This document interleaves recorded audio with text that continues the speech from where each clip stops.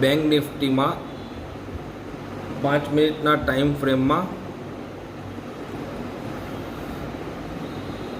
આપણે જોઈ શકીએ છીએ ચાર્ટની અંદર જ્યારે ટોન લાઈન આર વાય અને બી નીચેથી ઉપર આવે છે અને રેડ લાઈન બ્લુ લાઈન અને યલો લાઈનને કટ કરીને ઉપર સાઈડ જાય છે ત્યારે આપણે કોલ એટલે કે અપસાઇડ કોલ બાય કરવાનો રહેશે.